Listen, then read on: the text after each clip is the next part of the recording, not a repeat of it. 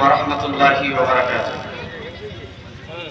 الحمد لله رب العالمين والصلاة والسلام على سيد الأنبياء والمرسلين وعلى آله وأصحابه أجمعين، أما بعد. فأعوذ بالله من الشيطان الرجيم. بسم الله الرحمن الرحيم. وما أرسلناك إلا رحمة للعالمين.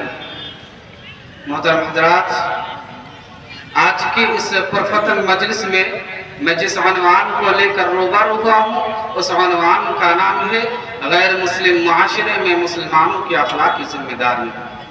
محترم حضرات، غیر مسلم معاشرے میں مسلمانوں کی اخلاقی ذمہ داری کا مسئلہ بہت ہی اہم ہے. اس میں ان کا روزمرہ کا واسطہ عام انسانوں سے ہوتا ہے جن میں غیر مسلموں کی تعداد سب سے زیادہ ہے. اس معاملے میں مذہبی، قومی اور فرقہ وارانہ تعصبات سے بھی سامنا ہوتا ہے. مسلمانوں کو چاہیے کہ ان تعصبات سے ہٹ کر خالص قرآن و سنت کی روشنی میں اپنی اخلاقی ذمہ داریوں کو سمجھے اور اپنی اخلاقی ذمہ داریوں کو ادا کریں. تاریخ میں جو ساری دنیا پر اسلام کو فتح حاصل ہوئی اس میں سب سے بڑا عنصر ہی اخلاق تھا. پوری اعتماد سے یہ بات کہی جا سکتی ہے کہ سیاست اور تلوار کے ذریعے مسلمانوں کو کبھی بھی وہ فتح حاصل ہوئی جو اخلاق اور اخلاقی بلندیوں سے حاصل ہوئی. شاعر نے کہا جو دلوں کو فتح کرے وہی فاتح زمانہ. زوال و ادبار کے ان لمحوں میں بھی جب مسلمانوں کی تلوار کھل ہو کر رہ گئی تھی وہ سیاست اور اکثریت کے میدانوں میں تاتاریوں سے پوری طرح سے کھا رہے تھے، مگر یہی حسن اخلاق تھا جنہوں نے مسلمانوں کو سنبھالا دیا اور ایک مرتبہ فروغ عروج کا راستہ دکھایا. علامہ اقبال نے کہا ہے آیا یورش تاتار کے افسانے سے، ہے آیا یورش تاتار کے افسانے سے، باسبا مل گئے کعبہ کو سمن خانے سے.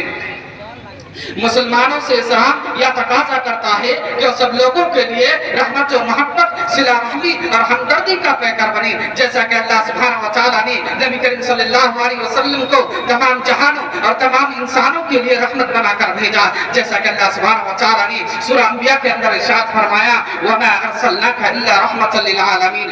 معلوم ہوا کہ انسانی تعلقات کا پہلا صلہ صلہ رحمی اور ہمدردی کا ہے کہ اس کا تعلق خونی رشتوں سے بھی ہوتا ہے، پڑوسیوں سے بھی ہوتا ہے اور دیگر قرابت داروں سے بھی ہوتا ہے. پھر چاہے وہ پڑوسی مسلمان ہو یا غیر مسلم ان کے ساتھ حسن سلوک کیا جانا چاہیے. اس بارے میں اللہ سبحانہ و تعالیٰ نے کلام قرآن کے اندر اپنی ایمان والوں کی تعریف بیان کرتے ہوئے ارشاد فرماتے ہیں والذین یصلون ما امر اللہ بہ ان یصلوا ویخشون ربهم ویخافون سوء الحساب. خونی رشتوں میں اگر کسی کا مقام مقدس ترین ہے تو والدین کا مقام ہے. پھر چاہے والدین مسلمان ہوں یا غیر مسلم ان کے ساتھ حسن سلوک کیا جانا چاہیے. حدیث میں آتا ہے کہ ماں کے قدموں کے نیچے جنت ہے. اور اسی طرح باپ کے متعلق ارشاد فرمایا کہ اللہ سبحانہ و تعالیٰ کی رضامندی باپ کی رضامندی ہے. معلوم ہوا کہ اگر والدین مسلمان ہیں تو ان کے بڑے درجے ہیں، ان کے ساتھ کی جانے والی نیکیاں ہمیں اللہ سبحانہ و تعالیٰ کی پسندیدہ بندہ بناتے ہیں. اور اگر والدین غیر مسلم ہوں تب بھی ان کے ساتھ حسن سلوک کا ہی حکم دیا گیا ہے کہ اللہ سبحانہ و تعالیٰ نے فرمایا وَإِن جَاهَدَاكَ عَلَىٰ أَن تُشْرِكَ بِي مَا لَيْسَ لَكَ بِهِ عِلْمٌ فَلَا تُطِعْهُمَا وَصَاحِبْهُمَا فِي الدُّنْيَا مَعْرُوفًا. اسلام کی عمومی تعلیمات میں پڑوسیوں کے ساتھ حسن سلوک کی بڑی اہمیت ہے جس سے آج ہمارا معاشرہ غفلت برت رہا ہے. حدیث میں آتا ہے کہ من کان یؤمن باللہ والیوم الآخر فلا یؤذی جارہ. اب جو سب اللہ اور یوم آخر پر یقین رکھتا ہے اسے اپنے پڑوسیوں کو تکلیف نہیں دینی چاہیے.